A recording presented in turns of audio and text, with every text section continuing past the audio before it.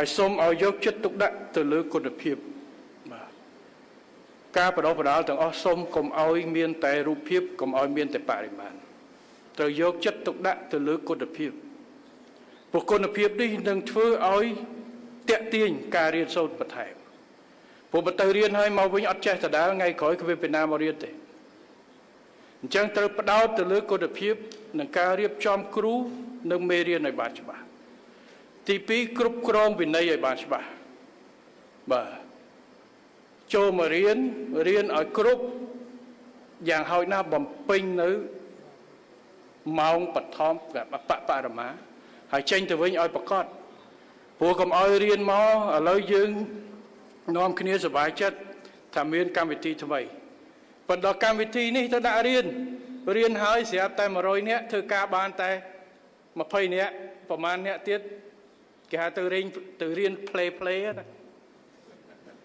ទៅរៀនលេងណាហើយគ្រូចិត្តល្អចេះតែឲ្យបន្ទុកទៅជាប់ដែរអត់ទេកុំបើយើងចង់ឲ្យថ្នាក់រៀននេះមានតម្លៃតតែពិនិត្យគុណភាពបាទព្រោះចង់បញ្ចប់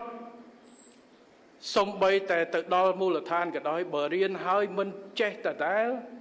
ហើយរៀនហើយមិនប្រកបថាអាចធ្វើការបានអញ្ចឹងតម្លៃហើយឪពុកម្ដាយក៏គេមិនឲ្យមករៀនដែរប៉ុន្តែបើសិនជារៀនហើយក្នុង100នាក់បាន70 80នាក់គាត់អាចមានសមត្ថភាពហើយក្នុង20នាក់ដែលអត់បានការងារក៏ដោយប៉ុន្តែគាត់អាចចេះយល់ដឹងបានប្រយោជន៍ជាងអានឹងគាត់ប្រកាសជាបោហើយអញ្ចឹងសូមកុំខ្លាចរឿងបរិមាណបើថាមិនគ្រប់ទេឲ្យគាត់ផ្អាកទៅចាំចុះឈ្មោះពេលណាដែលគាត់មានលទ្ធភាពមកវិញព្រោះខ្ញុំពិបាកធនធានមនុស្សរបស់រាជរដ្ឋាភិបាលយើងមិនអាចថាចូលទៅដល់ភូមិនេះមានយើងអាចឲ្យទិន្នន័យមាន100នាក់មានសិស្ស60នាក់ឲ្យបានរៀនអានឹងចប់ស្រាប់តែដល់ទៅយករកមនុស្សមកធ្វើការមែនអត់បានសោះបានតែ10នាក់ក្រៅពីនឹងអត់ធ្វើឲ្យបានសរសេរវាយបើរៀនឆុងកាហ្វេស្រាប់តែមកវិញអត់ស្គាល់ទាំងម៉ាស៊ីនចុចវិញផងអានេះគឺជាបញ្ហា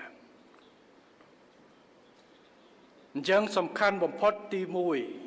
1ការត្រៀមលក្ខណៈរបស់ក្រសួងត្រៀមគ្រូឲ្យច្បាស់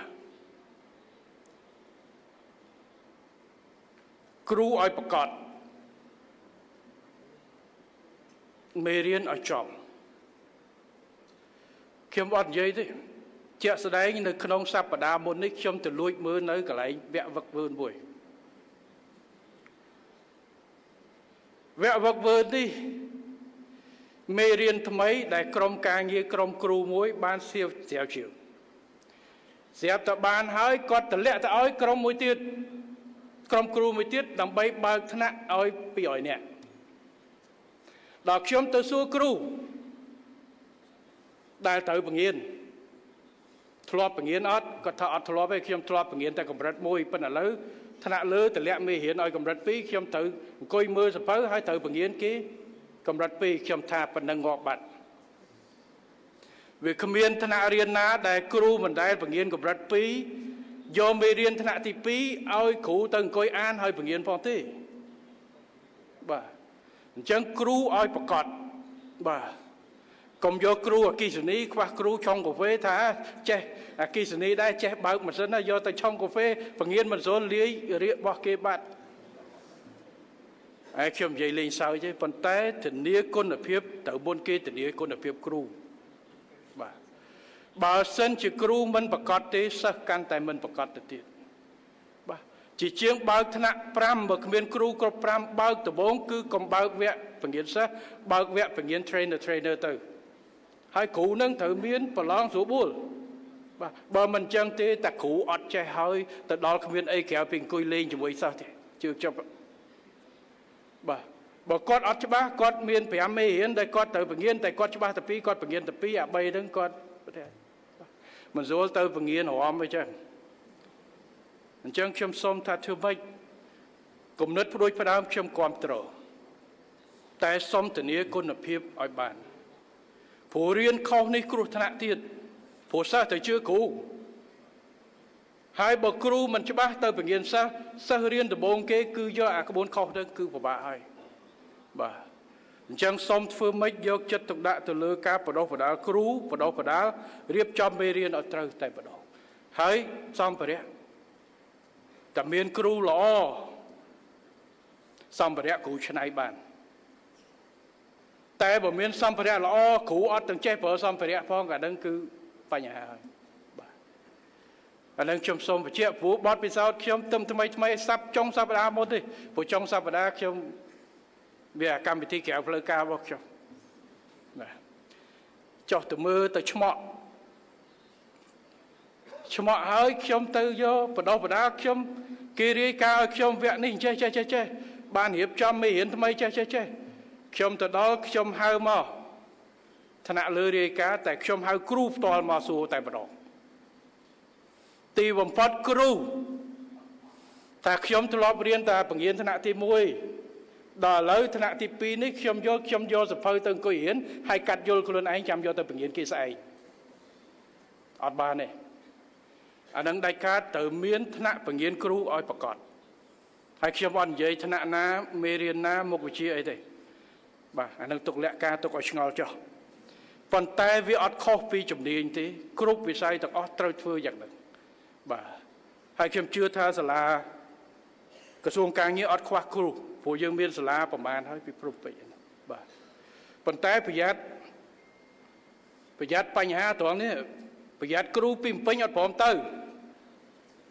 ដល់ពេលគ្រូពីពេញអត់ព្រមទៅផែនការមានស្រាប់តែយកគ្រូមិនច្បាស់លាស់នៅតាមមូលដ្ឋាននឹងបញ្ហាគ្រូមូលដ្ឋានក៏ចោះឲ្យតែគាត់ច្បាស់លាស់បដោះបដាគាត់ឲ្យច្បាស់សិនហើយមានសចនាករវាយតម្លៃឲ្យច្បាស់ខ្ញុំសុំតែប៉ុណ្្នឹងទេបើមិនចឹងយើងនឹងចំណាយពេលវេលាខ្ជះខ្ជាយធនធានអត់ខុសហើយពង្រៀនខុសគោលដៅពង្រៀនខុសសមត្ថភាពអត់ស្រង់បានហើយវាទៅណាគឺជាធនធានមនុស្សរបស់ជាតិរបស់យើងឥឡូវហាងកាហ្វេគេជួលមនុស្សមិនបើសិនជាអ្នកចប់វគ្គរបស់ក្រសួងការងារមកអត់ចេះក្រុមហ៊ុនគេមកដាក់តែបន្តិចឈប់តិចឲ្យបញ្ហាជាងម៉ាស៊ីនជាមិនបើមកជួសជុលគាត់វាខូចលើសដើមដោះបានដល់ទៅគុំមានសោះខ្ចៅ10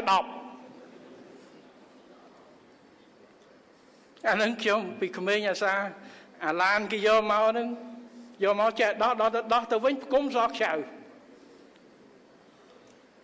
ឧទាហរណ៍អញ្ចឹងគុណភាពនេះគឺជាអ្វីដែលសំខាន់ដែលខ្ញុំសូមបរិមាណល្អហើយប៉ុន្តែគុណភាពនៃបរិមាណនេះបន្តមួយឲ្យដឹងមួយតែម្ដងបាទប៉ុន្តែយើងមិនអាចបង្រៀនយកថ្នាក់កម្រិតខ្ពស់ទៅបង្រៀននៅមូលដ្ឋានតែថ្នាក់មូលដ្ឋានបឋមនឹងឲ្យច្បាស់តែបឋមចេញមកគាត់អាចធ្វើអីបានអញ្ចឹងគឺយើងបង្កើនទំនុកទុកចិត្ត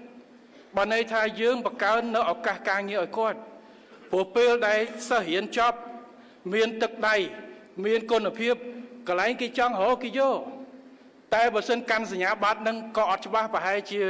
ក្រុមហ៊ុនមួយឬមួយក៏សិប្បកម្មមួយគេប្រហែលជាមិនចង់យកទេព្រោះបើមួយមកបញ្ហា10បានតែ2បានតែ3អញ្ចឹងគេពិបាកតែបើមួយដឹងមួយអានឹងគឺបង្កើននៅឱកាសការងាររៀនឲ្យចប់រៀនឲ្យចេះរៀនហើយឲ្យផ្គុំជាមួយការងារដែលអាចធ្វើទៅបានបាទអានេះគឺជាគោលដៅដែលយើងចង់បានសម្រាប់ TVET បាទនេះ